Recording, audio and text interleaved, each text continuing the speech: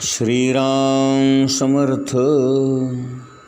गोपाल कृष्ण भगवान की जय. आज आपण गीतेमधला सर्वात महत्त्वाचा आणि सर्वात सुंदर असणारा 47वा श्लोक पाहणार आहोत. कर्मण्येवाधिकारस्ते मा फलेषु कदाचन मा कर्मफलहेतुर्भुर्मा ते संगोऽस्तु अकर्मणि. कर्मण्येवाधिकारस्ते मा फलेषु कदाचन मा कर्मफलहेतुर्भुर्मा ते संगोऽस्तु अकर्मणि. कर्मण्येवाधिकारस्ते मा फलेषु कदाचन मा कर्मफलहेतुर्भुर्मा ते संगोऽस्तु अकर्मणि. तुझे नियत कर्म करण्याचाच तुला अधिकार आहे, पण कर्मफलावर मात्र तुझा अधिकार नाही. तुझ्या या कर्मफलाला तूच कारणीभूत आहेस असंही तू कधी समजू नकोस. तसेच तुझे कर्तव्य न करण्यामध्ये सुद्धा तू उद्युक्त होऊ नकोस. भगवान श्रीकृष्ण अर्जुनाला सांगतायत, अर्जुना, कर्म करण्याचाच तुझा अधिकार आहे आणि कर्म करत असताना फळ काय प्राप्त होईल याचा विचारसुद्धा तू करू नकोस, कारण तो अधिकार तुला नाही. त्याचप्रमाणे तू कर्मफळाची इच्छा करून तुझी तृष्णा किंवा तुझी इच्छा हे त्या कर्मफळाचं कारण होऊ देऊ नकोस आणि तुला कर्मच न करणं याही गोष्टीमध्ये उद्युक्त होऊ नकोस. आता इथे भगवान श्रीकृष्ण अर्जुनाला सांगतायत की तू जे जे काही कर्म करशील त्या कर्माची जी काही फळं आहेत त्याचा तुला अधिकार नाही. केवळ कर्म करणं इतकाच तुझा अधिकार आहे. आणि अधिकार हा शब्द योग्यता या अर्थाने वापरलेला आहे. तुझी योग्यता, तुझा अधिकार हा कर्म करण्यापुरताच मर्यादित आहे.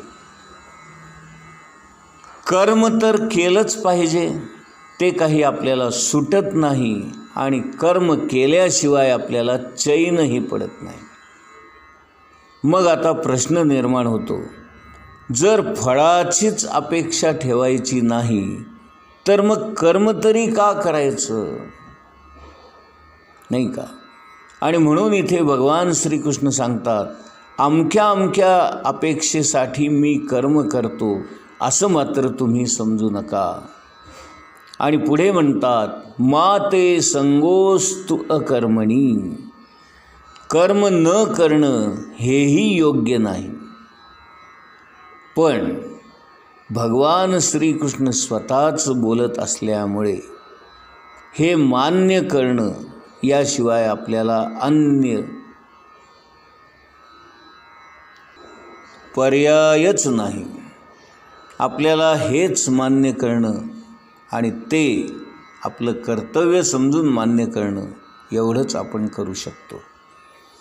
गीतेमध्ये बरेच शब्द असे वापरलेले आहेत की त्यांचे त्या त्या संदर्भामध्ये अर्थ भिन्न भिन्न होतात. कर्म, अकर्म, योग, स्थितप्रज्ञ, त्रिगुणातीत होणं या शब्दांचे अनेक अर्थ अनेक पद्धतीने ज्ञानेश्वरांनी हे शब्द वापरून त्या त्या अनुषंगाने त्यांचा अर्थ भिन्न भिन्न होतो. आता कर्म या शब्दाचा अर्थ काम करणे एवढाच मर्यादित नसून ज्या वेळेला भगवंताला स्फुरण झालं की मी एक आहे, मी अनेक व्हावं आणि हे विश्व निर्माण करावं, यासाठी या उद्देशाने जी काही हालचाल झाली त्यालाही कर्मच असं म्हटलेलं आहे. म्हणजे बघा केवढा व्यापक अर्थ या कर्म शब्दाला आहे. कर्म इतकं व्यापक आहे की त्या कर्मातूनच हे संपूर्ण विश्व निर्माण झालं आणि या संपूर्ण विश्वाच्या निर्मितीचं बीज त्या भगवंताच्या मनामध्ये जी काही हालचाल झाली किंवा मनामध्ये जे काही स्फुरण निर्माण झालं ते या कर्माला कारण आहे आणि या कर्मातून हे विश्व निर्माण झालेलं असल्यामुळे या संपूर्ण विश्वाला कर्मभूमी असं म्हणतात.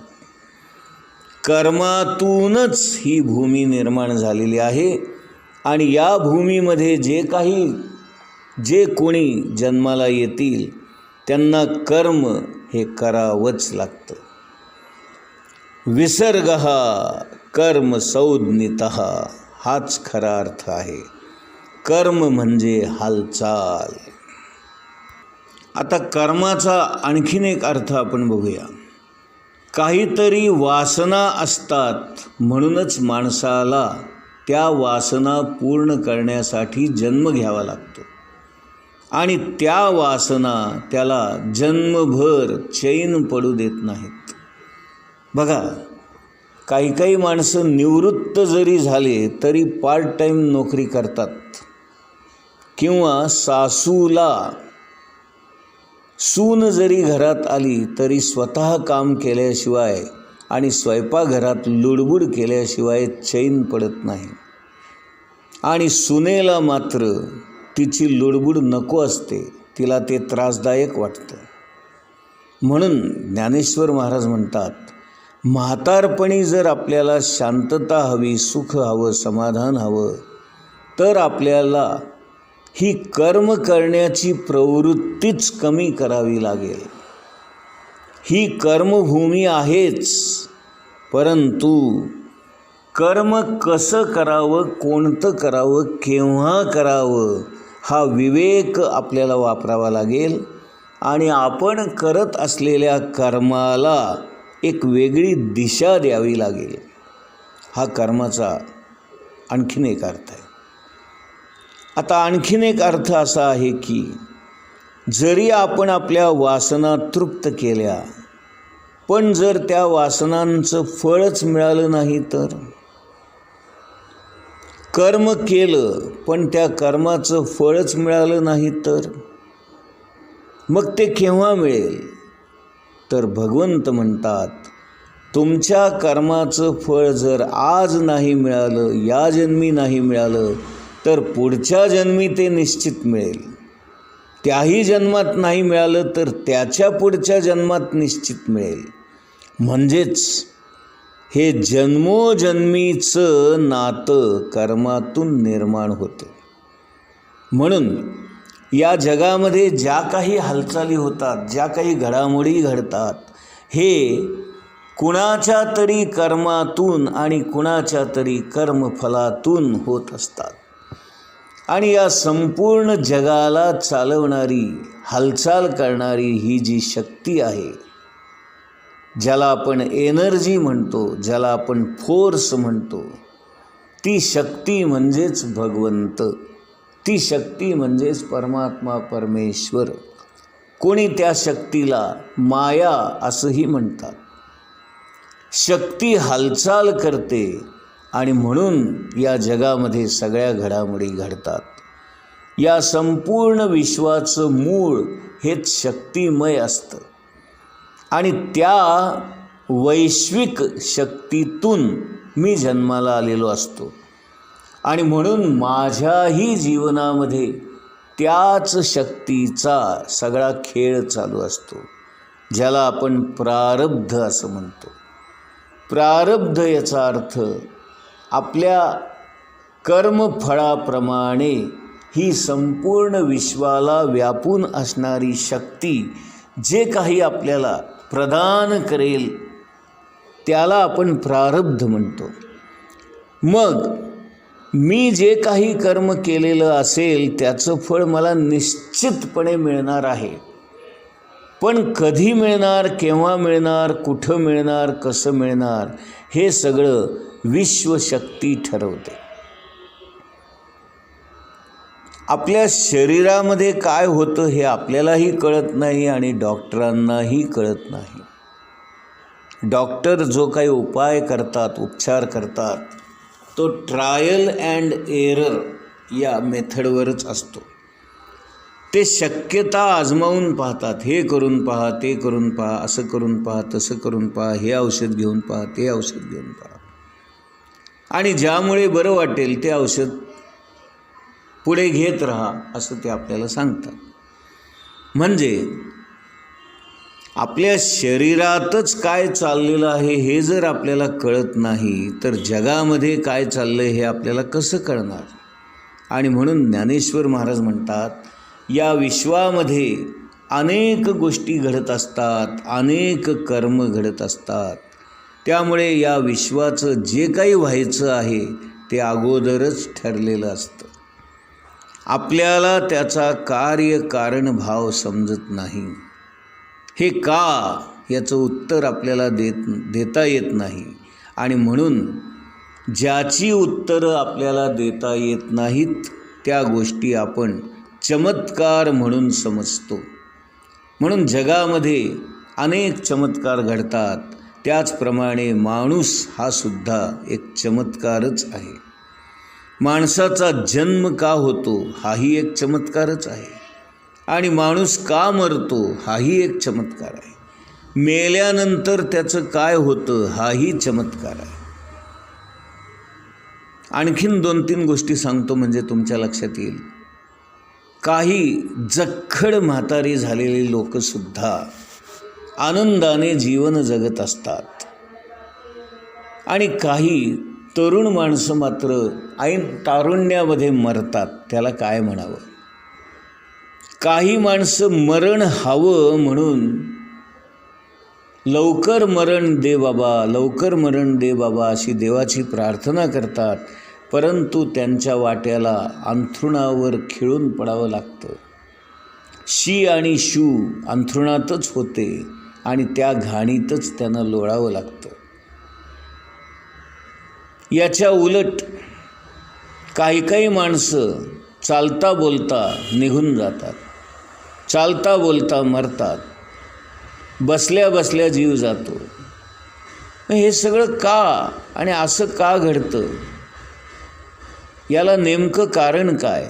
तर या सगळ्या गोष्टींचं उत्तर एकच, जसं ज्याचं कर्म तसं त्याचं त्याला मिळणारं फळ. आता ही फळ मिळण्याची योग्यता, ज्याला अधिकार असं म्हटलेलं आहे. आता ही योग्यता म्हणजे त्या गोष्टीसाठी आपण लायक असणं. मग इथे ज्ञानेश्वर महाराज म्हणतात, कर्म करण्यासाठी तू लायक आहेस, परंतु फळ काय मिळावं याची तुला योग्यता नाही किंवा तू त्याला लायक नाहीस. कारण या संपूर्ण समाजामध्ये, या संपूर्ण विश्वामध्ये, या संपूर्ण जगामध्ये ज्या काही घडामोडी घडतात त्याचाच मी एक भाग आहे. आणि म्हणून माझ्या वाट्याला येणारे परिणाम या जगाने मला दिलेले असतात. या जगाकडून मला या गोष्टी प्राप्त होतात. आणि म्हणून मला जे काही फळ मिळावं हे माझ्या एकट्यावर अवलंबून नसून या संपूर्ण जगावर, या संपूर्ण विश्वावर, या संपूर्ण समाजावर आणि या संपूर्ण माणसांवर अवलंबून असतं. आणि म्हणून आपण एकमेकांच्या कर्माने बांधले गेलेलो असतो. आईवडील कर्म करतात त्याची फळं मुलांना भोगावी लागतात, मुलं कर्म करतात त्याची फळं आईवडिलांना भोगावी लागतात, भावाभावांची कर्म एकमेकांना बांधतात, भोगावी लागतात. आणि म्हणून आपल्या वाट्याला आलेलं कर्म आपल्याला केलंच पाहिजे, हा मात्र भगवंताने ठामपणे मांडलेला विचार आहे. आणि ते कर्म करताना आपण कर्तव्य भावनेने आणि मला हे करावं लागणार आहे आणि माझ्या वाट्याला आलेलं आहे आणि या कर्माचा परिणाम संपूर्ण समाजावर, सगळ्या माणसांवर, सगळ्या विश्वावर, सगळ्या जगावर होणार आहे याची मी मनामध्ये खात्री बाळगली पाहिजे. आपण जे कर्म करतो ते आपल्या एकट्यापुरतं मर्यादित नसून त्याचे परिणाम अनेक लोकांवर घडत असतात. आणि म्हणून आपल्या वाट्याला आलेलं कर्म आपण योग्य पद्धतीने, उत्तमातलं उत्तम, चांगल्यातलं चांगलं, आनंदाने, प्रेमाने, भक्तिभावाने केलं पाहिजे. आपण कर्म सोडू शकत नाही. महाराज म्हणतात, कर्म कुठपर्यंत करावं, तर आपण असं केलं असतं तर बरं झालं असतं, ही भावना जोपर्यंत आपल्या मनामध्ये आहे तोपर्यंत आपल्याला कर्म करणं आवश्यक आहे. एखाद्या माणसाला जर मोठी शिक्षा द्यायची असेल तर काहीही न करता शांत स्वस्थ बसून राहा असं जर सांगितलं तर ही त्याच्या आयुष्यातली सर्वात मोठी शिक्षा ठरते. कारण माणसाला कर्म केल्याशिवाय चैन पडत नाही. आणि म्हणून भगवान श्रीकृष्ण अर्जुनाला म्हणतात, हे जर कौरव तुझ्यावर चाल करून आले, हल्ला करू लागले तर तू शांत बसशील का? तुझी उर्मी तुला चैन पडू देणार नाही आणि म्हणून तुला युद्ध करणं भागच आहे. गोपाल कृष्ण भगवान की जय.